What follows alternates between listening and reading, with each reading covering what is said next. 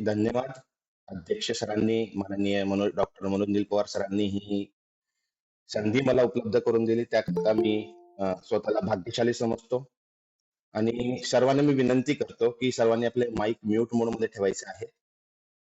कॅमेरे ऑफ ठेवले तरी चालतील, कॅमेरे सुरू ठेवण्याची सध्या तरी आवश्यकता नाहीये.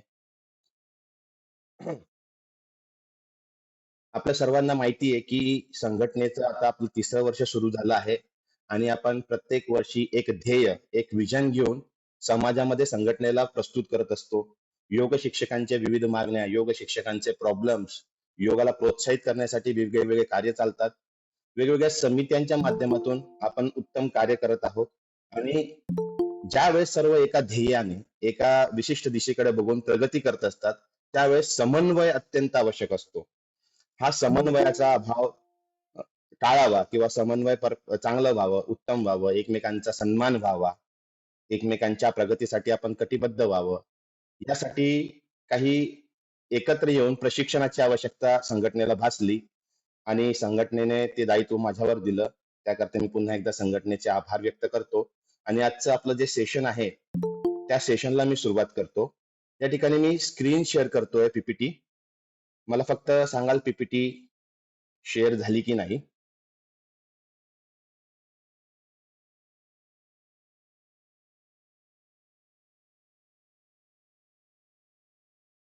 येस, सर्वांना पीपीटी दिसते. ओके, ठीक आहे, ठीक आहे. सुरुवात करूया. पुन्हा एकदा सर्वांना विनंती करतो की कृपया कोणीही आता मध्ये माईक चालू नका करू, कॅमेरा चालू नका करू. आपल्या या सेशन नंतर आपण प्रश्नोत्तर घेऊ किंवा पुन्हा एकत्र येऊन अजून अजून काय चांगलं करता येऊ शकतं किंवा आपल्या सर्वांचं मार्गदर्शन अत्यंत मोलाचं आहे. मी या ठिकाणी सेशन कंडक्ट करतो याचा अर्थ मी सर्वज्ञानी आहे असं अजिबात होणार नाही. कारण की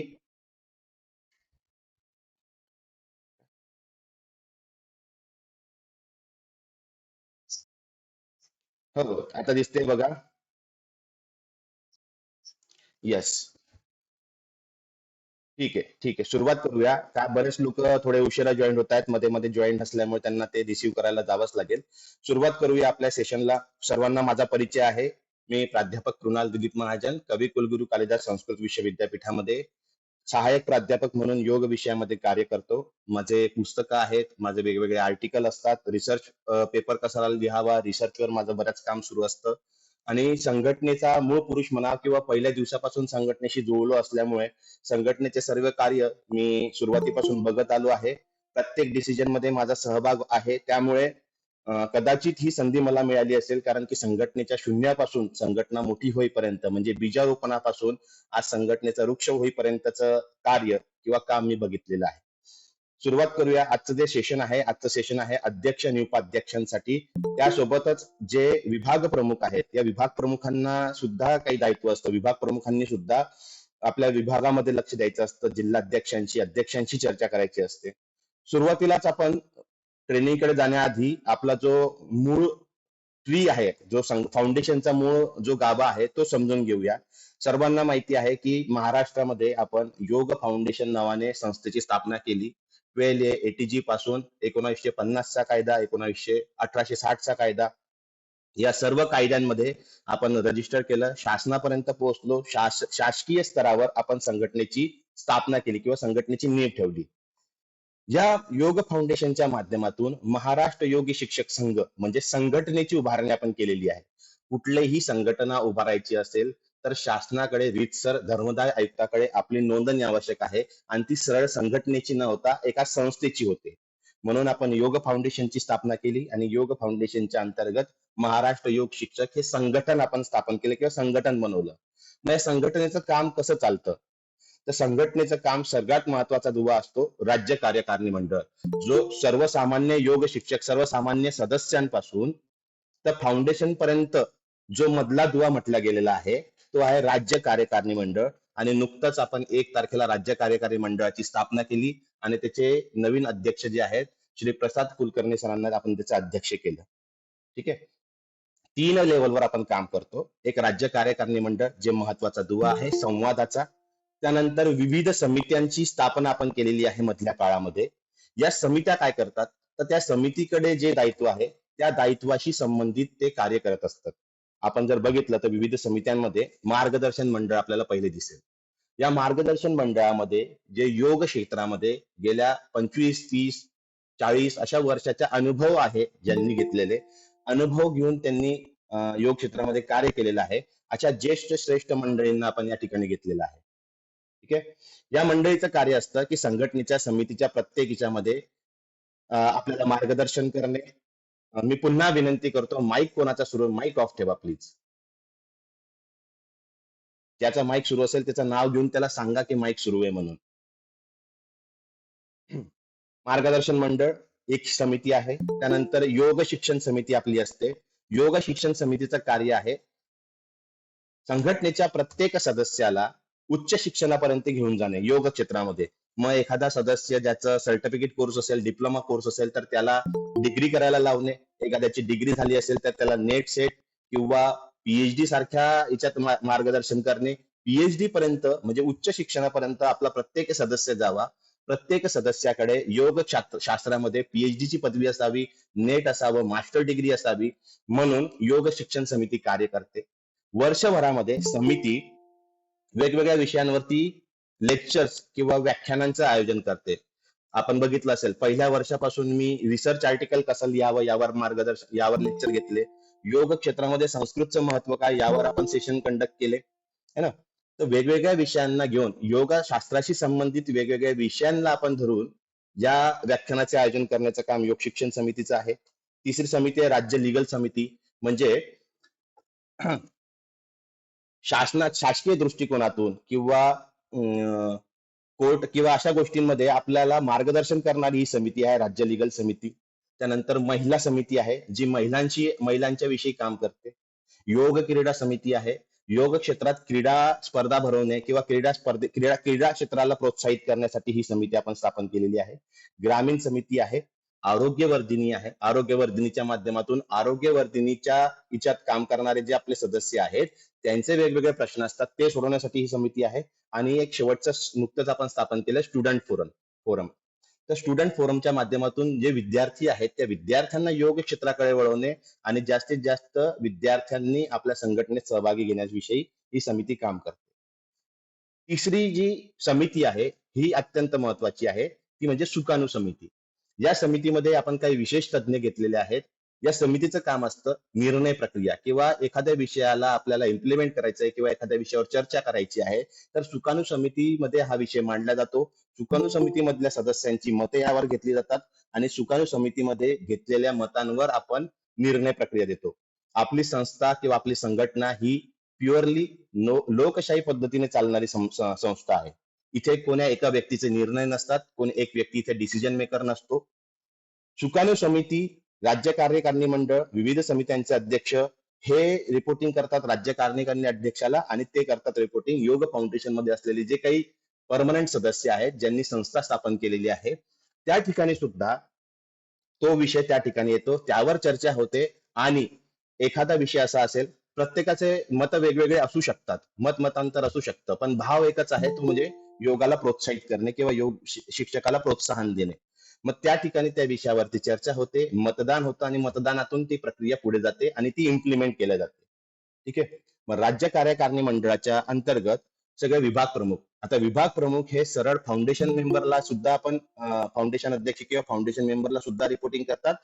हे समन्वयाने करतात. राज्य कार्यकारिणी मंडळाचे अध्यक्ष आणि विभाग प्रमुख यांच्या समन्वयाने काम चालतं. विभाग प्रमुखांच्या अंतर्गत त्या त्या जिल्ह्यात जे काही अध्यक्ष असतील किंवा समिती असतील ती समिती कार्य करते आणि त्या जिल्ह्याच्या समितीच्या अंतर्गत तालुका समिती आणि ग्रामीण समिती काम करते.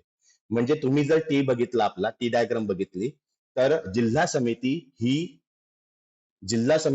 त्या समितीच्या अध्यक्षाला नोटिफिकेशन देईल किंवा त्यांचं म्हणणं मांडेल. तो अध्यक्ष विभाग प्रमुख आणि विभाग प्रमुखासोबत राज्य कार्यकारिणी मंडळाचा जो अध्यक्ष आहे त्याच्यापर्यंत आपलं जे म्हणणं आहे किंवा जे काय कार्य आहे ते पोहोचवण्याचा प्रयत्न करेल. अशा पद्धतीने आपला हा टी आहे. त्यानंतर अध्यक्ष मी तुम्हाला नुकताच सांगितलं, हा अध्यक्ष जो आहे तो राज्य कार्यकारिणी मंडळाचा अध्यक्ष आहे आणि त्याच्या अंतर्गत राज्याचे उपाध्यक्ष, महासचिव, कोषाध्यक्ष आणि जनसंपर्क अधिकारी येतात. जनसंपर्क अधिकारी, कोषाध्यक्ष, महासचिव यांचं रिपोर्टिंग हे राज्य कार्यकारिणीच्या अध्यक्षांना असणार आहे. आणि जनसंपर्क अधिकाऱ्याच्या अंतर्गत पण आपण मीडिया प्रभारी सगळे जिल्ह्याचे, राज्याचे, सोशल मीडिया प्रभारी जिल्ह्याचे, राज्याचे, आणि मीडिया मॅनेजर म्हणून एक पोस्ट आपण नव्याने निर्माण केली आहे, जी टेक्निकली संघटनेला वेबसाईटसाठी, सोशल मीडियातल्या सगळ्या प्लॅटफॉर्म युज करण्यासाठी आपल्याला टेक्निकली सपोर्ट करेल किंवा टेक्निकली मार्गदर्शन करेल. तर अशा पद्धतीने आपल्या फाउंडेशनचा जो एक टी आहे तो मी तुमच्या समोर ठेवला आहे. आपलं कार्य असंच चालतं. आता आपल्यापैकी बरेच लोक जिल्ह्याचे अध्यक्ष आहेत, जिल्ह्याचे उपाध्यक्ष आहेत, काही लोक विभाग प्रमुख आहेत, काही लोक सुकाणू समितीमध्ये पण असू शकतात. तर हे विभागले गेलेले आहेत त्यांच्या त्यांच्या शैलीवर, त्यांच्या कार्यक्षमतेवर आणि त्यांच्यातले असलेले जे काही गुण आहेत त्यावर. ठीक आहे, पुढे जाऊया. आता आपण मुख्य आपल्या प्रशिक्षणाकडे जाऊया. संघटनेचा जो अध्यक्ष आहे, मग तो राज्य कार्यकारिणी अध्यक्ष असू दे, जिल्ह्याचा अध्यक्ष असू दे, तालुक्याचा असू दे, किंवा ग्रामीण एखाद्या खेड्यातल्या समितीचा अध्यक्ष असू दे, हा अत्यंत महत्वाचा आणि संघटनेचा कणा मानला गेलेला आहे. हा दुवा आहे त्या जिल्ह्यातल्या इतर सदस्यांचा आणि राज्य कार्यकारिणीपर्यंत आणि राज्य कार्यकारिणीपासून फाउंडेशन सदस्यापर्यंत त्यांचं जे म्हणणं आहे, त्यांचे जे विचार आहे, त्यांची जे कार्यशैली आहे, हे पोहोचवण्याचा हा महत्वाचा दुवा मानला गेलेला आहे. सर्वोच्च अधिकारी असल्याने त्याची भूमिका संघटनेच्या यशासाठी निर्णायक ठरते. म्हणून संघटनेचा अध्यक्ष, जिल्ह्याचा अध्यक्ष हा अत्यंत महत्वाचा आहे.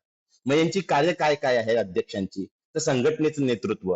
मग तुम्ही ज्या समितीचे अध्यक्ष असाल, जिल्ह्याचे अध्यक्ष असाल, त्याचं नेतृत्व, त्याचं दायित्व तुमच्याकडे आहे. संघटनेच्या उद्दिष्टानुसार कार्य करण्यासाठी मार्गदर्शन करणे. आपल्याला संघटनेचे उद्दिष्ट काय आहेत हे सर्वांना तोंडी पाठ असायला हवे असं माझं मत आहे.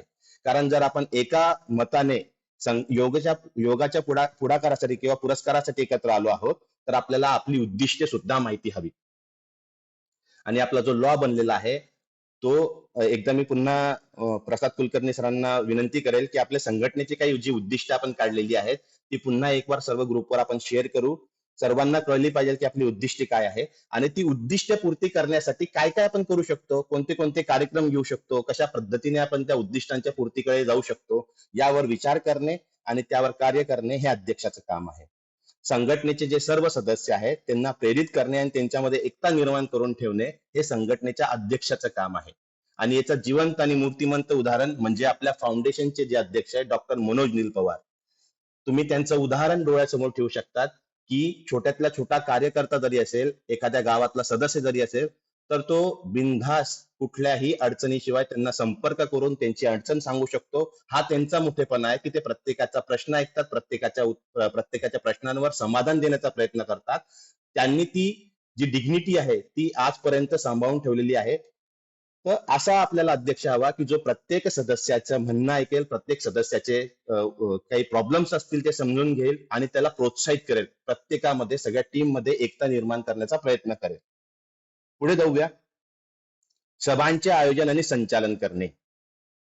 कार्यकारिणी सभा असू दे. आता जळगाव जिल्हा समजा, मी एक उदाहरण म्हणून तुम्हाला जळगाव जिल्ह्याचं नाव देतो. जळगाव जिल्ह्याचे अध्यक्ष आहेत, तर प्रत्येक महिन्यामध्ये आपण असं ठरलेलं आहे, आपलं राज्य कार्यकारिणीचं पण एक सेम आहे की आपण प्रत्येक महिन्याच्या शेवटच्या रविवारी एक ऑनलाईन मिटिंग घेतो आणि एक मिटिंग आपली ऑफलाईन असते जो आपला कार्यक्रम असतो. ठीक आहे, तसं प्रत्येक जिल्ह्याच्या अध्यक्षांनी आपला एक दिवस ठरवून किंवा सोयीनुसार आपल्या दिवसांमध्ये बदल करू शकतात, असा एक दिवस ठरवून कार्यकारिणीची सभा घेऊ शकतो किंवा सर्वसाधारण सभा घेऊ शकतो. कार्यकारिणीची सभा म्हटली तर जे पदाधिकारी आहे, जे त्या जिल्ह्याच्या निर्णय प्रक्रियेमध्ये असतात ते, आणि सर्वसाधारण सभा म्हटली म्हणजे कार्यकारिणी सहित जे इतर सदस्य आहेत त्यांना घेऊन आपण ही सभा बोलवू शकतो. आणि त्या सभेचं याचं काम आहे नेतृत्व करणे, एखाद्या प्रश्नावरती चर्चा करणे, एखाद्या विषयावर चर्चा करणे, एखाद्या कार्यक्रमावर चर्चा करणे आणि तो विषयावरती चर्चा करून तो सर्वांसाठी मांडणे, योग्य निर्णय घेणे, तर सभांचे आयोजन करणे आणि त्या सभांचं संचालन करणे. आता मी ज्या पद्धतीने अध्यक्षांविषयी बोलतो आहे तर हेच लागू उपाध्यक्षांनाही होतं. कारण जो उपाध्यक्ष आहे त्या उपाध्यक्षाचं कार्य आहे अध्यक्षाला मदत करणे प्रत्येक गोष्टीमध्ये. अध्यक्षांच्या अब्सेंट मध्ये त्या जिल्ह्याचा अध्यक्ष समजा काही कार्यकाळासाठी बाहेर गावी गेला असेल किंवा तो त्या जिल्ह्यात उपस्थित नसेल, तर त्या जिल्ह्याचा उपाध्यक्ष त्या अध्यक्षाच्या जागी जाऊन ते कार्य स्वतः करू शकतो. इतकी अथॉरिटी आपल्या उपाध्यक्षांना आहे. म्हणून ही ही जी बैठक किंवा हे जे आपलं प्रशिक्षण आहे हे अध्यक्षांसही उपाध्यक्षांना सुद्धा महत्वाचं आहे. नंतर आहे निर्णय प्रक्रिया आणि धोरण निर्मिती. आपले जे राज्याचे धोरण आहेत हे फाउंडेशन मेंबर्स डिसाईड करतात. फाउंडेशन मेंबर सुकाणू समिती आणि मार्गदर्शक मंडळाकडून सल्ला घेतात आणि त्या प्रकारचे धोरण आपण ठरवलेले आहेत. त्या धोरणाच्या अनुषंगाने आपण कार्यपद्धती आपली ठरवलेली आहे. तसंच एखाद्या जिल्ह्याची काही धोरणं असू शकतात. उदाहरणार्थ पुण्यासारखा जिल्हा हा खूप क्षेत्रफळाच्या दृष्टीने खूप मोठा आहे. मग पुणे जिल्ह्याने जर विचार केला की आमच्या प्रत्येक विभागामध्ये एक स्वतंत्र अध्यक्ष असू शकतो, तर हा त्यांचा सर्वस्वी त्यांचा निर्णय. पण त्याच जागेवर जळगाव, धुळे, नंदुरबार सारखे छोटे छोटे जिल्हे जर त्यांनी असा विचार केला की आपला जिल्हा छोटा आहे, स्वतंत्र भागासाठी वेगळ्या अध्यक्षांची आवश्यकता नाही, एकच अध्यक्ष सगळ्या ठिकाणी काम करू शकतो, तर हा त्यांचा निर्णय आहे. म्हणजे धोरणात्मक निर्णय त्या जिल्ह्याच्या क्षेत्रफळानुसार सुद्धा बदलतो, त्या भागानुसार बदलतो, त्यांच्या बोलीनुसार बदलतो, त्यांच्या उपस्थित असलेल्या सदस्यांनुसार बदलतो. तर त्या त्या जिल्ह्याचा धोरणात्मक निर्णय किंवा निर्णय प्रक्रिया आहे हे पूर्ण स्वतंत्र त्या जिल्ह्याच्या अध्यक्षाला इथे आहे. फक्त या संबंधीची माहिती आपल्या वरिष्ठांना असावी, विभाग प्रमुखांना असावी, राज्य कार्यकारिणी अध्यक्षांना असावी आणि पर्यायी ती फाउंडेशन सदस्यांपर्यंत असावी. म्हणून संघटनेच्या दृष्टीने महत्वाचे निर्णय घेणे आणि त्यांची अंमलबजावणी करणे हे अध्यक्षाचे काम आहे. त्यासोबत नवीन उपक्रम आणि धोरण ठरवण्यासाठी कार्यकारिणीला मदत करणे. आता नवीन उपक्रम म्हणजे काय, तर आपण आपले 5 प्रमुख उत्सव आपण ठरवलेले आहेत की हे 5 उत्सव प्रत्येक जिल्ह्यामध्ये साजरे झालेच पाहिजे. तर ते उपक्रम जरी असतील तर याच्या व्यतिरिक्त एखादी नवीन उपक्रम आपल्याला घ्यायचा असेल तर त्यावरती सुद्धा तुम्ही एकमताने निर्णय घेऊन तो नवीन उपक्रम साजरा करायला सुरुवात करू शकतात. जसं आपण राज्य कार्यकारिणीचा एक मोठा मेळावा घेतो जो पूर्ण राज्यातल्या सदस्यांसाठी आणि पदाधिकाऱ्यांसाठी आवश्यक आहे. त्याप्रमाणे जर आपण विभाग स्तरावर एखादी मेळा घेऊ शकतो, जिल्हा स्तरावर मेळा घेऊ शकतो, तालुका स्तरावर एखादी मेळावा घेऊ शकतो, तर असे मेळाव्याचे आयोजन, असे उपक्रमांचे आयोजन आपण आपल्या लेवलवर करू शकतो.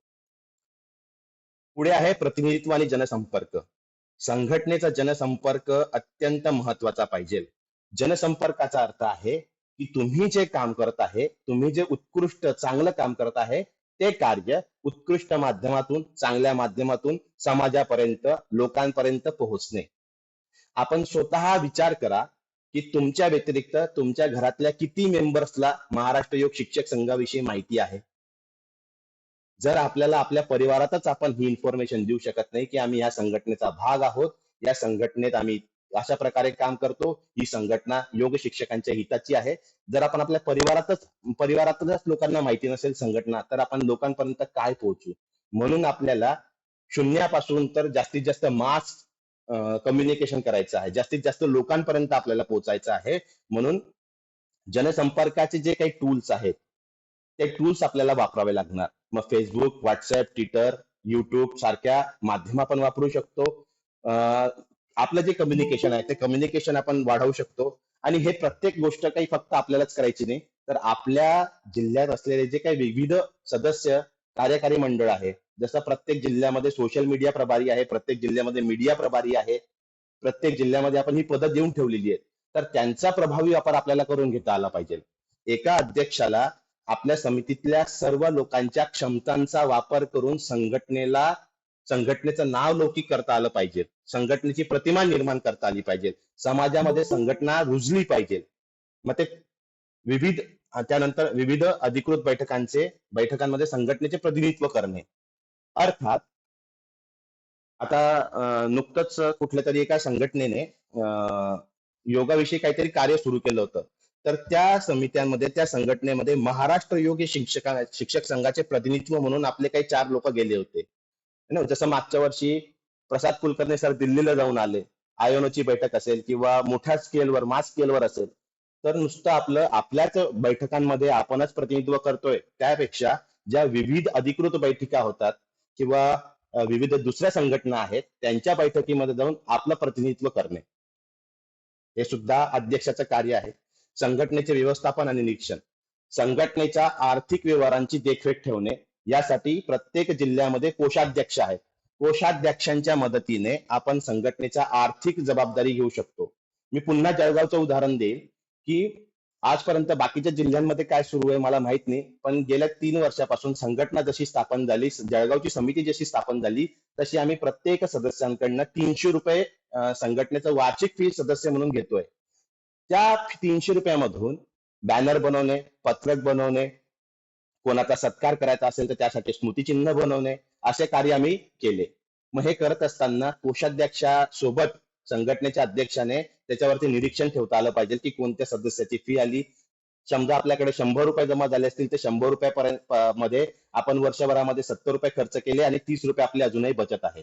पुढच्या वर्षी येणाऱ्या 100 रुपयामध्ये 30 रुपये मागची बाकी असलेली आणि 100 रुपये, म्हणजे आता संघटनेकडे 130 रुपये जमा आहे. जर हीच रक्कम आपल्याकडे मोठ्या प्रमाणात जमा झाली तर आपण बँकेचं खातं सुद्धा उघडू शकतो आणि वारंवार प्रसाद कुलकर्णी सर असू दे किंवा वरच्या मंडळीकडनं आपल्याला वारंवार सूचित करण्यात आलं आहे की प्रत्येक जिल्ह्याचं स्वतंत्र अकाउंट आपण लवकरात लवकर उघडा. ते अकाउंट उघडण्याचे फायदे असे आहेत की भविष्यामध्ये आपल्याला शासकीय लेवलवरून एखाद्या कार्यक्रमासाठी अनुदान प्राप्त करायचं असेल, एखादी कार्यक्रम जळगाव सारख्या ठिकाणी, पुण्यासारख्या ठिकाणी, कोल्हापूर सारख्या ठिकाणी करायचं असेल आणि त्या जिल्ह्याचं जर अकाउंटच रेडी नसेल तर आपलं नुकसान होईल. ते अनुदान आपण घेऊन त्या अनुदानामधून आपण उत्तम कार्यक्रम किंवा उपक्रम घेऊ शकतो. म्हणून प्रत्येक जिल्ह्याचं अकाउंट असणे आवश्यक आहे. प्रत्येक जिल्ह्याच्या कोषाध्यक्षांनी, सचिवांनी आणि अध्यक्षांनी हे तात्काळ मनावर घेऊन आपलं अकाउंट सुरू करून घ्या. आर्थिक व्यवहार तुम्ही करत असाल तर चांगलीच गोष्ट आहे, नसेल करत तर तुम्ही जसं जळगावनी 3 वर्षापासून सुरुवात केलेली आहे तसं तुम्ही तुमच्या सदस्यांकडनं किमान कार्यकारी मंडळातल्या लोकांना तरी तुम्ही सक्तीने त्यांच्याकडनं 100-500 जे काही तुम्हाला वाटत असेल ची रक्कम ठरवण्याचा अधिकार सुद्धा तुम्हालाच आहे. तेवढी रक्कम तुम्ही घेऊन आपलं अकाउंट मेंटेन करू शकता.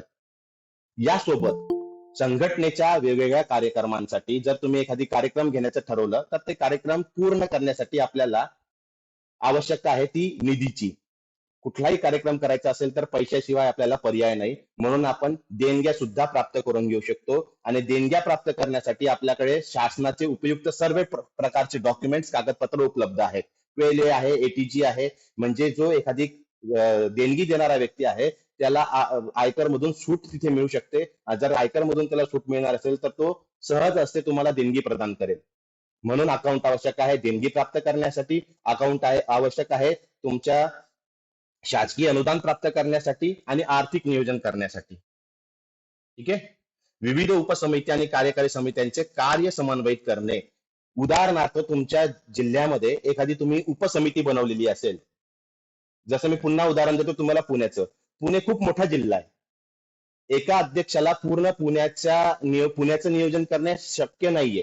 म्हणून पुण्यामध्ये वेगवेगळ्या भागानुसार त्यांनी अध्यक्ष किंवा समित्या बनवलेल्या आहेत. तर त्यांच्या ज्या उपसमित्या आहेत त्या समित्यांचं नियोजन करणे, कार्यकारी समित्यांचं त्यांना समन्वयित करणे है ना, त्यांच्याकडून कार्य करून घेणे, हे काम सुद्धा अध्यक्षाचं आहे. पुढे जाऊया. सदस्यांचे निवारण आणि समस्यांचे निवारण आणि सदस्यांचे कल्याण. मी म्हटलं की प्रत्येक ठिकाणी वेगवेगळ्या समस्या असू शकतात. कोणाची आर्थिक समस्या आहे, कोणाची शैक्षणिक समस्या आहे, कोणाची कुठली वेगळी समस्या असू शकते. तर या समस्या लक्षात घेऊन आपल्या सदस्यांच्या आणि कार्यकारी मंडळातल्या अडचणी समजून त्यावर योग्य उपाययोजना करणे सुद्धा आवश्यक आहे. संघटनेत अनुशासन आणि पारदर्शकता राखण्यासाठी प्रयत्न करणे अध्यक्षाचे कर्तव्य आहे. हे सगळं दायित्व अध्यक्षाचं आहे. एक म्हण आहे की गिव्ह रिस्पेक्ट, टेक रिस्पेक्ट. आपण जर आपल्या समितीमध्ये असलेल्या प्रत्येक सदस्याचा मान सन्मान वाढवला तर तो सदस्य आपला मान सन्मान वाढवेल. आपण आपल्या समितीमधल्या प्रत्येक सदस्याच्या अडचणी समजून घेतल्या तर तो आपली अडचण समजून घेईल आणि एकमेकांच्या अडचणी समजून एकमेकांच्या मदतीने आपण स्वतःही प्रगती करू शकतो आणि संघटनेची सुद्धा आपण प्रगती वाढवून घेऊ शकतो. संघटनेच्या उद्दिष्ट पूर्तीसाठी पुढाकार घेणे. जसं मी म्हटलं की आपले उद्दिष्ट काय काय आहेत हे सगळ्यात पहिले तुम्हाला माहिती पाहिजे की संघटना कशासाठी स्थापन झाली, संघटनेचं कार्य काय आहे आणि त्या उद्दिष्ट पूर्तीसाठी नवनवीन संधी आपल्याला उपलब्ध होत असतात. त्या संधी ओळखून त्यानुसार आपल्याला उपक्रम सुरू करावे लागणार आहेत. मग सामाजिक असो, शैक्षणिक, आर्थिक किंवा व्यावसायिक, या सगळ्या क्षेत्रामध्ये संघटनेने प्रगती करायसाठी आपण वेगवेगळ्या क्लुप्त्या करू शकतोय, वेगवेगळे उपक्रम राबवू शकतोय. यासाठी प्रत्येक अध्यक्ष, उपाध्यक्ष किंवा सदस्य मी म्हणतो की छोट्यातला छोटा सदस्य जरी असेल तर तो जागरूक पाहिजे.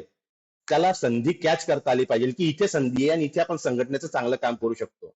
एखाद्या महाविद्यालयाशी आपण समन्वय करू शकतो, महाविद्यालयाशी एमओयू करू शकतो. जसं आपण मागच्या 2 वर्ष पहिले कवी कुलगुरू कालिदास संस्कृत युनिव्हर्सिटीशी एमओयू केला होता शैक्षणिक क्षेत्रामध्ये.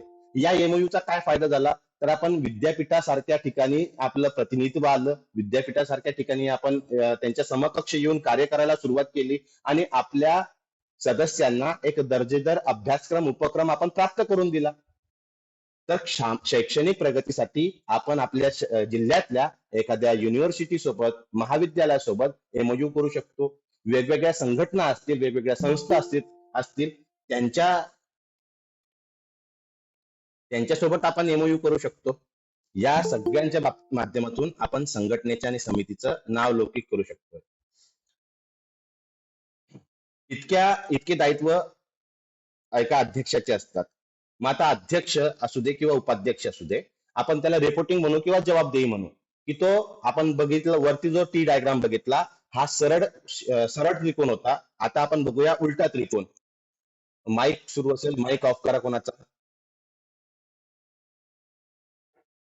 जो अध्यक्ष आहे तो रिपोर्टिंग कोणाला करेल, जसं मी सुरुवातीला सांगितलं की जिल्ह्याचा अध्यक्ष असेल तर तो राज्य कार्यकारिणीकडे त्याचं रिपोर्टिंग करेल आणि सोबत सोबत विभाग प्रमुखाकडे करेल. त्याचं दायित्व आहे एखाद्या जिल्हाध्यक्षाचं की आपल्या विभागाचा विभाग प्रमुख त्याच्याशी संपर्क साधणे, त्यांचं मार्गदर्शन घेणे आणि प्रत्येक गोष्ट, प्रत्येक मिटिंगचं नियोजन, प्रत्येक मिटिंग मध्ये ठरलेला निर्णय हा राज्य कार्यकारिणी अध्यक्षांपर्यंत तुम्हाला पोहोचवणं क्रमप्राप्त आहे, शिवाय विभाग प्रमुखाकडे पोहोचवणं क्रमप्राप्त आहे. आणि यात राज्य कार्यकारिणी अध्यक्ष आणि विभाग प्रमुख यांच्यात समन्वय आवश्यक आहे. की एखादा कार्यक्रम जर नाशिक विभागात झाला तर नाशिक विभागाच्या विभाग प्रमुखाचं दायित्व आहे की राज्य कार्यकारिणी अध्यक्षांसोबत चर्चा करणे की आमच्या इथे हा कार्यक्रम झाला, त्याचे आउटकम्स काय काय आहे, आम्ही हा कार्यक्रम केल्यावरती त्याच्यातून आम्ही साध्य हे केलं, त्याचे आउटकम तयार करणे, त्या कार्यक्रमाचा रिपोर्ट तयार करणे आणि तो रिपोर्ट सुरपूत करणे कार्यकारी अध्यक्षाकडे, विभाग प्रमुखाकडे. कार्यकारी अध्यक्ष आणि विभाग प्रमुख काय करेल की सुकाणू समितीपर्यंत ते पोहोचवेल. निर्णय प्रक्रियेमध्ये जर महत्वाचा असेल किंवा एखादी निर्णय घ्यायचा असेल तर सुकाणू समिती किंवा नुसतं जस्ट रिपोर्टिंग असेल तर फाउंडेशन सदस्य आणि अध्यक्ष यांची एक टीम आहे जी त्यावरती निर्णय प्रक्रिया घेते आणि ते काम स्मूथली चालतं. तर अशा पद्धतीने जबाबदेही एका अध्यक्षाची, उपाध्यक्षाची वरच्या दिशेला आहे. म्हणून हा उलटा त्रिकोण तुम्हाला मुद्दामून परत इथे दाखवलेला आहे की आपण कोणाला रिपोर्टिंग करायचं आहे. तुम्हाला रिपोर्टिंग करणारे तुमच्या जिल्ह्याचे कार्यकारिणी आहे, तुमच्या जिल्ह्याचे सदस्य आहे, जे तुम्हाला रिपोर्टिंग करतील, तुम्हाला उपक्रम करून देतील किंवा तुम्ही त्यांच्या समन्वयाने कार्यक्रम करून, उपक्रम करून तो वरच्या लेवलवर पोहोचवायचा आहे. ठीक आहे, पुढे जाऊया. आता अध्यक्ष आणि उपाध्यक्षांसाठी काही तात्काळ मार्गदर्शक सूचना आहेत ज्या आतापासून इम्प्लिमेंट होणं आवश्यक आहे. खरं तर जसं तुम्हाला 1 तारखेपासून हे पद डिक्लेअर झाले, 1 एप्रिल पासून आपल्याला ठरलं की आता या वर्षभराचा अध्यक्ष या जिल्ह्याचा मी आहे किंवा वर्षभरासाठी या विभागाचा विभाग प्रमुख मी आहे. तर प्रत्येकाने आपल्याला आपल्या विचारांप्रमाणे, आपल्याला आपल्या परिस्थितीप्रमाणे काही निर्णय घेणे किंवा काही उपक्रम करणे अत्यंत आवश्यक आहे. तर लगेच ज्या तात्काळ करण्याच्या कृती आहेत त्या अशा आहेत की नियुक्ती पत्र जे तुम्हाला प्राप्त झालेलं आहे ते सोशल मीडियावरती प्रसिद्ध करायचं आहे. व्हॉट्सअपच्या माध्यमातून, फेसबुकच्या माध्यमातून, इंस्टाग्रामच्या माध्यमातून किंवा तुम्ही व्हॉट्सअपवर डीपी म्हणून ठेवू शकतात. तर तुम्हाला प्राप्त झालेलं नियुक्ती पत्र हे तुम्ही इतरांपर्यंत पोहोचवा, जेणेकरून समाजात कळलं पाहिजे की सो अँड सो व्यक्ती महाराष्ट्र योग शिक्षक संघाची अध्यक्ष झाली आहे, उपाध्यक्ष झाली आहे, त्यांच्याकडे हे पद आहे, त्यांच्याकडे हे दायित्व आहे. त्यानंतर बॅनर तयार करणे. आपण नेहमी बघतो की खूप सारे कार्यक्रम होतात, पण कार्यक्रम करत असताना महाराष्ट्र योग शिक्षक संघाचं बॅनर पाठीमागे नसतं. हवेत सगळे कार्यक्रम चालू आहेत. मी या शब्दाकरता, पण ही परिस्थिती आहे. तुम्ही यानंतर कुठलाही कार्यक्रम करा, उपक्रम करा, महाराष्ट्र योग शिक्षक संघाचा बॅनर तुमच्या पाठीमागे असायलाच हवा. आणि मी परत जसं म्हटलं की बॅनर छापण्यासाठी सुद्धा पैशांची आवश्यकता असते. हा पैसा कुठून येईल, तर तुम्ही तुमच्या सदस्यांकडनं 100 रुपये वार्षिक घेऊ शकतात, 500 रुपये वार्षिक घेऊ शकतात तुमच्या निर्णयानुसार. त्यातून बॅनरचा खर्च करायचा आहे, त्यातून पत्रकांचा खर्च करायचा आहे, त्यातून छोटे छोटे आपण उपक्रम करत असतो त्यांचा खर्च करायचा आहे. मागच्या वर्षी जळगाव मध्ये काही अचिव्हमेंट झालेत, आमच्या लोकांनी काही उत्कृष्ट कामगिरी केली, तर त्याला संघटनेच्या वतीने एक प्रोत्साहन म्हणून शाबासकी कौतुकाची थाप म्हणून आम्ही एक छोटेखानी कार्यक्रम घेतला आणि त्या कार्यक्रमामध्ये त्यांना स्मृतिचिन्ह दिलं.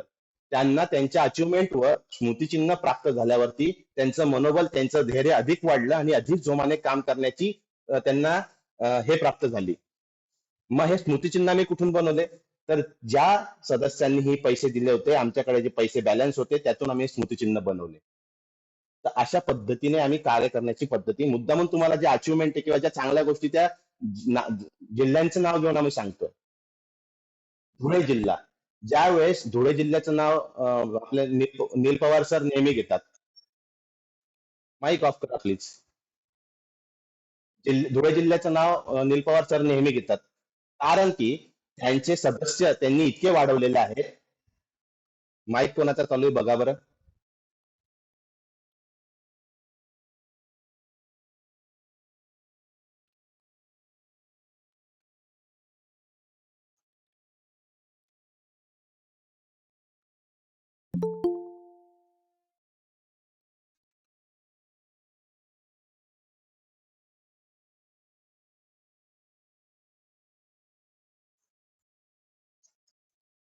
मला परत पीपीटी सोडून आज जावं लागेल.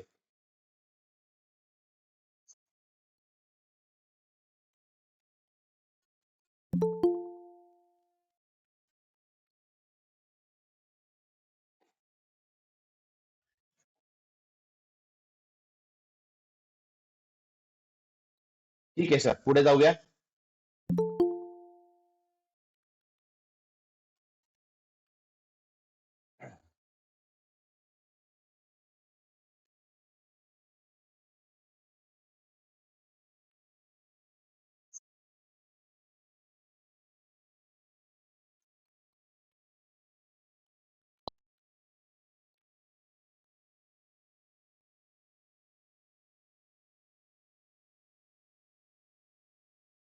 सरळ त्यांना रिमूव्ह केलं मी.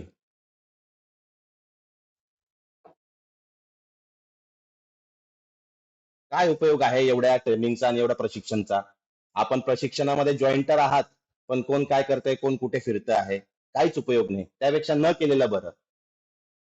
जर दायित्व घेतलं आहे तर त्या दायित्वाप्रमाणे आपल्याला आपलं कर्तृत्व पण दाखवावं लागणार. मीटिंग मध्ये फक्त जॉईंट आहोत म्हणून ऑन करायचं आणि बाहेर कुठेतरी गप्पा गोष्टी करत बसायच्या, त्याला काहीच अर्थ नाही. प्रत्येकाला आपलं दायित्व आणि आपलं कर्तृत्व समजतं आहे. सगळे इथे कोणीच लहान नाही, सर्व मोठे आहेत, सर्व एडल्ट आहेत. ठीक आहे, पुढे जाऊया. त्यानंतरचा मुद्दा आहे देणगी आणि आर्थिक नियोजन. मी सुरुवातीलाच काही उदाहरणं तुमच्या समोर ठेवली. प्रत्येक सदस्याकडनं आपण काही आर्थिक मदत घेऊ शकतो किंवा तुम्ही समाजामध्ये जाऊन देणगी प्राप्त करून घेऊ शकतात. जर तुम्हाला असं वाटतं की आमच्या जिल्ह्यामध्ये काही देणगीदार आहेत जे आपल्या संघटनेच्या हितासाठी, संघटनेच्या प्रगतीसाठी काही देणगी देऊ शकतात, तर अशा लोकांना आपण देणगीसाठी प्रवृत्त करायचंय. अशा लोकांना आपल्या संघटनेचं कर्तृत्व, संघटनेची जी काही आतापर्यंत झालेली जे विकास आहे तो सांगायचा आहे, जेणेकरून तुम्हाला देणगी सुद्धा प्राप्त होऊ शकतात. ठीक आहे. राज्य कार्यकारिणी सदस्य, विभाग प्रमुख, समिती प्रमुख, जिल्हाध्यक्ष यांनी संघटनेच्या वेबसाईटसाठी किमान 500 रुपये देणगी द्यावी, असं आपण आता मागच्या शेवटच्या बैठकीत म्हटलं होतं. त्याचं कारण पण मीच सांगितलं होतं. त्यावेळेस मी असं म्हटलं होतं की ज्या महत्वाच्या गोष्टी आहेत, आता वेबसाईटचा जर विचार केला तर वेबसाईटला आपल्याला वार्षिक किमान 30-40 हजार रुपये खर्च येतो वेबसाईटसाठी. अजून सारे बरेच गोष्टी आहेत, काही डॉक्युमेंटेशन आहे, काही आपण लोगोचं रजिस्ट्रेशन हे केलं, कॉपीराईट केला लोगोला, आपल्या संघटनेच्या नावाला आपण कॉपीराईट करून ठेवलेलं आहे, जेणेकरून भविष्यात संघटनेचं नाव दुसऱ्या कोणी घेऊ शकत नाही. तर ह्या सगळ्या गोष्टींसाठी आर्थिक खर्च आवश्यक आहे, पैसे आवश्यक आहेत. हे कुठून येतील? आतापर्यंत फाउंडेशन सदस्यांनी स्वतःच्या खिच्यातून हा सगळा खर्च उचलला, पण कुठपर्यंत फाउंडेशन सदस्यांना आपण आर्थिक गोष्टीमध्ये त्रास देत राहू? आपल्याला संघटनेला स्वयंपूर्ण व्हावंच लागणार आहे, स्वतःचा खर्च स्वतः चालवावाच लागणार आहे. आणि त्यासाठी आपण स्वतःच्या प्रत्येक सदस्यांकडून आपण देणगी घेऊ शकतो किंवा समाजामध्ये जाऊन आपण देणगी मागू शकतो. त्यासाठीचे सगळे डॉक्युमेंट्स आपल्याकडे रेडी आहे आणि एटीजी आणि क्वेल असल्यामुळे आपल्याला सहज देणग्या प्राप्त होतील. फक्त आपला हेतू चांगला पाहिजे. ठीक आहे. संघटनेचा विस्तार, जसं मी म्हटलं की आपल्याला संघटनेचा विस्तार करायचा आहे. आज आपल्याकडे संघटनेमध्ये 6,500 7,000 जर योग शिक्षक असतील तर आपल्याला संघटनेमध्ये पुढच्या 6 महिन्यामध्ये टार्गेट ठेवून 10,000चा आकडा पार करायचा आहे. आणि हे सगळे 10,000 शिक्षक, योग शिक्षक सगळे ऍक्टिव्ह जरी नसले तरी चालतील, पण ऍटलिस्ट प्रत्येकाला हे माहिती हवं की राज्यामध्ये महाराष्ट्र योग शिक्षक संघाची सारखी एक संघटना कार्यरत आहे आणि जी संघटना योग शिक्षकांच्या हितासाठी कार्य करते आहे. आपल्याला पुढच्या 6 महिन्यामध्ये 10,000चा टप्पा पार करायचा आहे आणि संघटनेच्या विस्तारासाठी आपण ग्रामीण भागात जाऊ शकतो, तालुका भागात जाऊ शकतो, तालुक्यामध्ये समिती स्थापन करू शकतो. आपल्या जिल्ह्यातले जे नवनवीन योग शिक्षक निर्माण होत आहेत, प्रत्येक जिल्ह्यामध्ये योग महाविद्यालय आहे आणि प्रत्येक वर्षी किमान 30 विद्यार्थ्यांची एक बॅच तरी योग शिक्षक म्हणून बाहेर निघते. छोटे मोठे कोर्सेस तर मी अजून त्यात धरलेलेच नाहीये. जर विचार करा, जर इतके योग शिक्षक दरवर्षी बाहेर पडतायत, तर त्यांच्या उपयोगाने, त्यांच्या सहकार्याने, नवीन विचारशैलीने, त्यांच्यातल्या असलेल्या कलागुणांचा आपण संघटनेच्या प्रगतीसाठी त्याचा वापर करून घेऊ शकतोय. म्हणून संघटनेचा विस्तार करणे प्रत्येकाचं आद्य कर्तव्य आहे. तुम्ही अध्यक्ष आहात म्हणून तर सगळ्यात जास्ती कर्तव्य तर तुमचं आहे की आपल्या समितीचे जास्तीत जास्त विस्तार व्हावा. आज जर तुमच्या जिल्ह्यामध्ये तुम्ही सगळे मिळून 100 सदस्य असतील, तर तुमच्या जिल्ह्यामध्ये पुढच्या 6 महिन्यामध्ये 1,000 सदस्य व्हावेत. तुमच्या जिल्ह्यामध्ये आज 50 सदस्य असतील, तर पुढच्या 6 महिन्यामध्ये तुमच्या जिल्ह्यामध्ये 300 सदस्य व्हावेत. असं जर तुम्ही टार्गेट ठेवून संघटनेचा विस्तार केला, तर हे सगळ्यांच्या हितासाठी महत्वाची गोष्ट आहे. ठीक आहे. नंतर आहे नियुक्तीपत्र सुरक्षित ठेवणे. आपण काय करतो की नियुक्तीपत्र प्राप्त झालं आहे, ठीक आहे, आता वर्षभरासाठी आपल्याला पद मिळालं आहे, काम करायचं तर करा. अशा विचारांची जर अशी जर आपली वृत्ती असेल, तर ती बाजूला ठेवून आपल्याला डॉक्युमेंटेशन आवश्यक आहे. आपलं नियुक्तीपत्र आपण सुरक्षित ठेवू शकतो, आपल्या इतर सदस्यांचं कार्यकारिणी मंडळाचं नियुक्तीपत्र आपण सुरक्षित ठेवू शकतो. आणि विश्वास ठेवा, हे असल्या प्रकारचे नियुक्तीपत्र भविष्यात तुमच्याच उपयोगी पडणार आहे. आणि त्याचं एक छोटस उदाहरण पुन्हा देतो मी, की आता नुकतंच पीएम अवॉर्ड साठी शासनाचं नॉमिनेशन आलं होतं. ज्या लोकांनी 20 वर्षापासून योग क्षेत्रामध्ये काम करत आहे, अशा लोकांसाठी ते नॉमिनी भरण्याचं पोर्टल सुरू होतं. बरेचसे असे योग शिक्षक माझ्यापर्यंत आले आणि त्यांनी सांगितलं की सर, आम्ही ह्या पद्धतीचा फॉर्म आम्ही सबमिट करत आहोत, तर आम्हाला तुमच्या संघटनेमध्ये नियुक्ती असलेला एखादी पत्र प्राप्त होईल का? तर त्यावेळेस आम्ही सपशेल त्यांना नाही म्हटलं. भले रिकमेंडेशन करू शकतो की हे योग शिक्षक या जिल्ह्याचे आहेत, चांगलं काम करतायत, पण सदस्य म्हणून तुम्हाला आम्ही मधूनच नाही घेऊ शकत. त्याची काही प्रोसेस आहे, संघटनेची काही डिग्निटी आहे, संघटनेचा काही स्टँडर्ड आहे. उठसूट ज्याला जेव्हा वाटेल तो तेव्हा आत येईल आणि उठसूट जेव्हा वाटेल त्याला तो बाहेर जाईल, असं यानंतर संघटनेत होणार नाही. म्हणून संघटनेत तुमचे जे नियुक्तीपत्र आहे ते सुरक्षित ठेवा. भविष्यात हेच नियुक्तीपत्र तुमच्या करिक्युलम मध्ये लागेल आणि तुम्हाला त्याचा फायदा तुम्हाला होईल. नागपूरच्या एक प्राध्यापिका होत्या, त्यांनी आपल्याकडे विनंती केली आणि त्यांना आपण त्यांचं नॉमिनी केलं. त्यांना आपण चांगलं काम असल्याचं अध्यक्षांच्या सहमतीत अध्यक्षांचं एक पत्र आपण याला पाठवलं, आयुष मंत्रालयाला पाठवलं. आता भविष्यात त्यांना जर पीएम अवॉर्ड मिळाला, तर संघटनेचे पण ते अचिव्हमेंट असू शकतं, कारण आपल्या नॉमिनीमुळे किंवा आपल्या पत्रामुळे त्यांना पीएम अवॉर्ड मिळाला म्हणून. तर त्यासाठी आपण स्वतः आता तयारी करायला हरकत नाही. मला असं वाटतं भविष्यामध्ये आपल्याला खूप मजल मारायची आहे, यासाठी छोटे छोटे डॉक्युमेंट्स आपल्याकडे सुरक्षित असणं आवश्यक आहे. त्यानंतर संघटनेच्या अध्यक्षाचं अजून महत्वाचं दायित्व म्हणजे प्रेस नोट आणि प्रसार माध्यमे. आपण नवीन नियुक्त झालेले आहेत. नवीन नियुक्त झाल्यानंतर एक त्याची छान प्रेस नोट बनवायची आहे, त्याची चांगली बातमी बनवायची आहे आणि आपल्या जिल्ह्याच्या लोकल न्यूज पत्रांमध्ये आणि टीव्ही चॅनल्स असतील लोकल, तर त्यांच्यामध्ये ती बातमी द्यायची आहे की जळगाव जिल्ह्याची किंवा एखाद्या XYZ जिल्ह्याची नियुक्त झालेल्या आहेत या लोकांच्या, आणि त्याची ती बातमी आपल्याला प्रकाशित करायची आहे. म्हणून तुमच्या जिल्ह्यात असलेले जे मीडिया प्रभारी असतील त्यांच्या मदतीने बातमी बनवायची, त्यांच्या मदतीने प्रत्येक जिल्ह्यातले जे काही वृत्तपत्र आहेत त्यांच्यापर्यंत बातमी पोहोचवायची आहे. मी स्वतः पत्रकारितेशी संबंधित असल्यामुळे एक महत्वाचा मुद्दा सर्वांसाठी सांगतो, सर्वांनी तो लक्षात घ्या किंवा नोंद करून घ्या. तुमच्या जिल्ह्यात असलेले जितकेही वृत्तपत्र असतील किंवा जितके पत्रकार तुमच्या परिचित असतील, त्यांचे सगळ्यांचे ईमेल मिळवा. ईमेल मिळवल्याने काय होतं की आपण जी बातमी व्हॉट्सअपवर बनवतो किंवा जी टायपिंग केलेली युनिकोड मध्ये असते, ती ऍज इट इज बातमी कॉपी पेस्ट करून त्यांना मेलवर जर शेअर केली आणि मेलवर फोटो शेअर केला, तर आपल्याला हार्ड कॉपी द्यायची गरज नाही, प्रत्येक वृत्तपत्राच्या कार्यालयात जायची गरज नाही. ती बातमी तुम्ही त्यांना मेलवर फॉरवर्ड केली आणि त्यातल्या त्यात ती युनिकोड मध्ये असली तर त्यांना ती पुन्हा टाईप करायची आवश्यकता पडत नाही. ती बातमी तशीच्या तशी कॉपी करतात आणि त्यांच्या पानावर घेतात.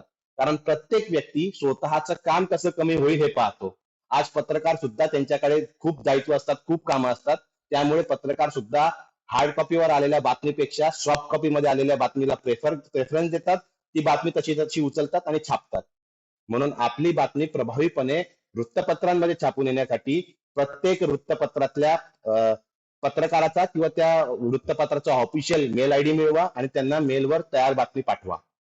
बातमी कशी लिहायची, सोशल मीडिया कसं हँडल करायचं, या बाबतीमध्ये एक प्रशिक्षण आपण मीडिया आणि सोशल मीडियाच्या लोकांसाठी पुन्हा देणार आहोत. हा आपल्या प्रशिक्षणाचा पहिला टप्पा आहे, जो अध्यक्ष आणि उपाध्यक्षांसाठीचा आहे. ठीक आहे. त्यानंतर सत्कार कार्यक्रम.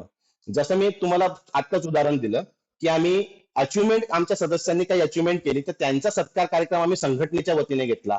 तसेच वेगवेगळ्या तुमच्या समाजामध्ये प्रत्येकाचे वेगवेगळे समाज आहेत किंवा प्रत्येकाचे सामाजिक कार्यक्रम होत असतात. अशा ठिकाणी तुमचं नॉमिनी होऊ द्या एक संघटनेचा पदाधिकारी म्हणून. तुमचा सत्कार इतर समाजांच्या कार्यक्रमांमध्ये झाला तर ते संघटनेचं नावलौकिक होईल. म्हणून अशा ठिकाणी तुम्ही स्वतःचं नॉमिनी करा, सदस्यांचं नॉमिनी करा आणि प्रत्येकाचा सत्कार आपण स्वतः करा. ठीक आहे. सुसूत्रीय मागणी पत्र. सगळ्यांना माहिती की आपलं 12 सूत्रीय मागणी पत्र आहे, जे आपण आमदार खासदारांना देतोय. नुकतंच आपण मुख्यमंत्र्यांपर्यंत आपलं मागणी पत्र पोहोचवलेलं आहे. ही निरंतर चालणारी प्रक्रिया आहे. कोणी असं म्हणू शकत नाही की आम्ही 6 महिन्या पहिले दिलं होतं, आम्ही वर्षभरापर्यंत पहिले दिलं होतं. ही निरंतर चालणारी प्रक्रिया आहे. जसं आपण म्हणतो ना, एखादी गोष्ट हॅमर करावी लागते, तर दर 6 महिन्यामध्ये तुमच्या तुमच्या खासदारांना भेटा, दर 6 महिन्यात तुमच्या आमदारांना भेटा आणि त्यांना सांगा की सर आमचे 12 मागणी पत्र आहेत, तुमच्या विधान भवनात विधान परिषदेमध्ये ते मांडा, लक्षवेधी मांडा. हे तुम्हाला करावंच लागणार. एकदा दोनदा करून चालणार नाही, ही निरंतर चालणारी प्रक्रिया आहे. ठीक आहे. तुमच्या प्रसार माध्यमांपर्यंत ही 12 सूत्री मागणी पोहोचवा की या आमच्या मागण्या या तुम्ही छापा वृत्तपत्रांमध्ये, जेणेकरून योग शिक्षकाला न्याय प्राप्त होऊ शकतो, न्याय मिळू शकतो. ठीक आहे. सर्वात महत्वाचं, नवीन नियुक्त्या झालेल्या आहेत, नवीन सदस्य आपले जोडलेले आहेत, नवीन अध्यक्ष तयार झालेले आहेत, तर प्रत्येकाकडे आय कार्ड असणं आवश्यक आहे. आय कार्डचा फॉर्मॅट पुन्हा एकदा ग्रुपवर शेअर केला जाईल.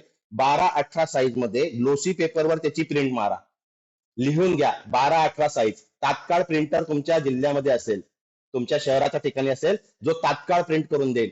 12-18 साईज आहे, 12x18 ग्लोसी पेपर, त्याच्यावरती त्याची प्रिंट मारा. बरोबर आय कार्डच्या आकाराचे ते आय कार्ड तुम्हाला प्राप्त होतील. त्याचं कट करा, जिल्हाध्यक्षांच्या सहीने तुमच्या जिल्ह्यामधल्या सगळ्या कार्यकारिणी मंडळ आणि सदस्यांना ते आय कार्ड प्रदान करा. मीडिया कव्हरेज शेअर करणे, जे तुमच्या वृत्तपत्रांमध्ये बातम्या आल्या असतील, ज्या व्हिडिओज तुमच्या चालल्या असतील, त्याचं कात्रणं, त्याचे क्लिप्स हे सगळ्या ग्रुपवर शेअर करा. महिन्यातून एकदा बैठक कंपल्सरी अध्यक्षांनी घेतलीच पाहिजे. अजून एक कौतुकाची गोष्ट मी नेहमी सांगत आलो आहे, मला वाटतं बऱ्याच जिल्ह्यांमध्ये ते सुरू आहे, पण जळगाव मध्ये पण सुरू आहे. आम्ही प्रत्येक बैठकीचं प्रोसिडिंग लिहित आलोय. आमचे महासचिव जे आहेत पांडुरंग सोनार यांनी पहिल्या मीटिंग पासून, म्हणजे महाराष्ट्राच्या जळगाव जिल्ह्याची स्थापना झाली त्या दिवसापासून ज्याही बैठकी झाल्या असतील, त्या बैठकीमध्ये उपस्थित असलेले सदस्य, ऑनलाईन जरी मीटिंग झाली तरी ऑनलाईन मीटिंगची प्रोसिडिंग लिहिल्या गेली आहे की या मीटिंगचे विषय असे होते, या बैठकीचे विषय, या बैठकीमध्ये हे निर्णय झाले, यांनी अनुमोदन केलं, त्यांनी मान्य केलं. अशा पद्धतीचा प्रोसिडिंग प्रत्येक जिल्ह्यामध्ये लिहिल्याच गेलं पाहिजे. हे दायित्व जरी महासचिवाचं असलं तरी यावर नियंत्रण अध्यक्षाचं असलं पाहिजे. म्हणून तुमच्या प्रत्येक महिन्याच्या बैठकी तुम्ही घ्यायच्या आणि प्रत्येक महिन्याच्या बैठकीचा प्रोसिडिंग तुम्ही लिहायचं. मी आत्ताच म्हटलं की प्रत्येक जिल्ह्याने आपला विस्तार करायचा आहे. तर विस्तार करत असताना आपण ज्यावेळेस नवीन सदस्य जॉईन करतो, नवीन सदस्य जोडून घेतो आपल्या जिल्ह्यामध्ये, तर त्या सदस्यांची अपडेटेड लिस्ट, अपडेटेड यादी ती तुम्हाला तुमच्या विभाग प्रमुख आणि तुमच्या राज्य कार्यकारिणी अध्यक्षांपर्यंत पोहोचणं महत्वाचं आहे. ठीक आहे. मफलर पट्टा परिधान करणे. आता तुम्ही बघितलं की सुरुवातीला आपल्या अध्यक्षांनी म्हणजे डॉक्टर मनोज नील पवारांनी 2 मिनिटं आपल्याशी संवाद साधला. तुमचं जर लक्ष असेल तर त्यांच्या गळ्यामध्ये महाराष्ट्र योग शिक्षक संघाचा पट्टा होता. ठीक आहे. ही शिकवण माझा स्वतः सुद्धा आहे. मी ट्रेनिंग घेतोय पण माझ्या गळ्यात पट्टा नाहीये, त्यासाठी मी क्षमा मागतो. पण यानंतर प्रत्येक मीटिंग मध्ये महाराष्ट्र योग शिक्षक संघाचा मफलर किंवा जो पट्टा आपला आहे तो असला पाहिजे. तुम्ही जिथे जाल तिथे ते तुमचं महाराष्ट्र योग शिक्षक संघाचं तुमची आयडेंटिटी तुमच्याकडे असली पाहिजे. आय कार्ड असू द्या किंवा मफलर पट्टा असू द्या. जनजागृती साहित्य. मग जसं बॅनर आहे, फ्लेक्स आहे, काही स्वतःचे तुमचे काही असे फ्लेक्स तुम्ही पत्रक तुम्ही तयार करू शकतात, ज्यात तुम्ही तुमच्या जिल्ह्याची महाराष्ट्र योग शिक्षक संघाची कार्यकारणी देऊ शकतात, त्याची इन्फॉर्मेशन देऊ शकतात, माहिती प्रदान करू शकतात. म्हणजे तुम्हाला देणगी मागायला जात असताना तुम्ही ते पत्रक देणगीदाराच्या हातात ठेवलं तर तो ते पत्रक बघेल की यांची संघटना रजिस्टर्ड आहे, संघटनेचं नाव आहे, कॉपीराईट आहे, नंतर सगळ्या गोष्टी यांच्या आहे, एटीजी आहे, 12 आहे आणि संघटनेचे जे लोक आहेत हे प्रतिष्ठित नागरिक आहेत.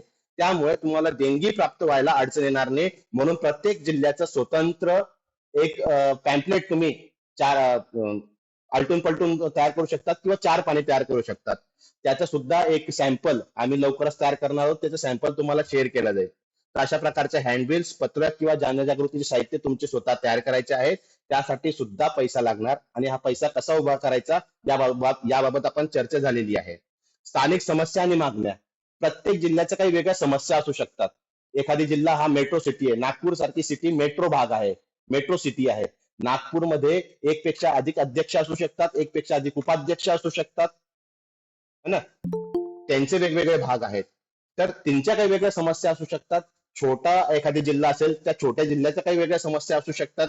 या सगळ्या समस्यांकडे अध्यक्षाने आणि उपाध्यक्षाने बारीक लक्ष केंद्रित करून त्या समस्या कशा निवारण करता येईल यावर लक्ष केंद्रित करायचं आहे. ठीक आहे. आणि तुमच्या जिल्ह्यातल्या काही सदस्यांच्या कार्यकारिणीच्या काही मागण्या असतील विशिष्ट, त्या मागण्या तुम्हाला विभाग प्रमुखापर्यंत पोहोचवायच्या आहेत आणि कार्यकारिणीपर्यंत पोहोचवायच्या आहेत. वरिष्ठ मेळाव्याचे आयोजन करणे, शक्य असल्यास आपल्याला विभाग स्तरावर किंवा जिल्हा स्तरावरती मेळाव्याचे आपण आयोजन करू शकतो. याबाबत सुद्धा आपली चर्चा आता झालेलीच आहे. वार्षिक कार्यक्रमांचे आयोजन करणे. आपण महायोगोत्सव दरवर्षी वेगवेगळ्या जिल्ह्यांमध्ये घेतोय. त्या वेगवेगळ्या ते महायोगोत्सवामध्ये आपल्या जिल्ह्याचा प्रत्येक सदस्य आणि प्रत्येक कार्यकारिणी मंडळातला सदस्य किंवा कार्यकारिणी मंडळ उपस्थित असेल याची जबाबदारी आज सगळ्या अध्यक्षांनी घ्यायला हवी. आपलं दुर्दैव असं की आपले 5,000 6,000 लोक सदस्य आहेत, पण कार्यक्रमाच्या ठिकाणी आपले 1,000 1200 लोक असतात. आपले सुद्धा इतक्या लोकांचं नियोजन करणं हे सुद्धा फार जिकरीचं आणि फार मोठं काम असतं. ज्या जिल्ह्यामध्ये ज्या ठिकाणी हा कार्यक्रम आहे तिथच्या सुद्धा काही मर्यादा आहेत, परंतु आपलं सुद्धा दायित्व असतं त्या जिल्ह्याच्या त्या महायोगोत्सवाला आपण आर्थिक सहायता देऊ शकतो का. आर्थिक सहायता नाही देत असेल तर ठीक आहे, पण आपण काही सहकार्य करू शकतो का, त्यांचं एखादी काम आपण हलकं करू शकतो का, याबाबत तरी आपण विचार करू शकतो. आणि महायोगोत्सव म्हणजे जो वार्षिक आपला कार्यक्रम आहे तो आपण चांगल्या प्रकारे करू शकतो. त्यासोबत आपले जे 5 आपण ठरलेले जे वार्षिक उत्सव आहेत, आपल्या संघटनेचा स्थापना दिवस, ध्यान योग दिवस, ध्यान दिवस, असे जे आपले 5 जे ठरलेले दिवस आहेत, जे उत्सव आहेत, ते साजरे आपल्याला करायचे आहेत. त्याच्या प्रेस नोट द्यायच्या आहेत, त्याचं बॅनर पत्रक छापायचं आहे आणि आपल्याला वरिष्ठांपर्यंत तो आपला कार्यक्रम पोहोचवायचा आहे. ठीक आहे. शेवटचं आणि महत्वाचं पुन्हा सांगतो की संघटनेचा अध्यक्ष हा संघटनेचा कणा आहे. कम्युनिकेशन मधले म्हणजे मधला दुवा आहे, तो ब्रिज आहे सदस्यांचा आणि कार्यकारी मंडळाचा. म्हणून संघटनेचा अध्यक्ष हा सक्षम हवा, दूरदृष्टी असलेला हवा, मितभाषी असायला हवा, सगळ्यांच्या समस्या समजून घेणारा असावा, त्याच्या कार्यक्षमता या इतरांपेक्षा दुप्पट असायला हव्यात. ठीक आहे. त्याच्या कार्यक्षमतेवरती संघटनेचं भवितव्य अवलंबून आहे. त्यामुळे नेहमी अध्यक्षाने प्रामाणिकपणा, निपक्षपातीपणे जबाबदाऱ्यांचा स्वीकार करून अशा पद्धतीच्या जबाबदाऱ्या किंवा अशा पद्धतीचं आपल्याला कार्य करायचं आहे की भविष्यामध्ये आपला जिल्हा हा महाराष्ट्रभरातले इतर जिल्ह्यांसाठी एक आदर्श जिल्हा ठरेल. इतकं बोलून मी थांबतो. आता काही प्रश्न असतील, काही विचारायचं असेल तर आपण बोलू शकतात. काही चूक झाली असेल तर मी आताच माफी मागतो.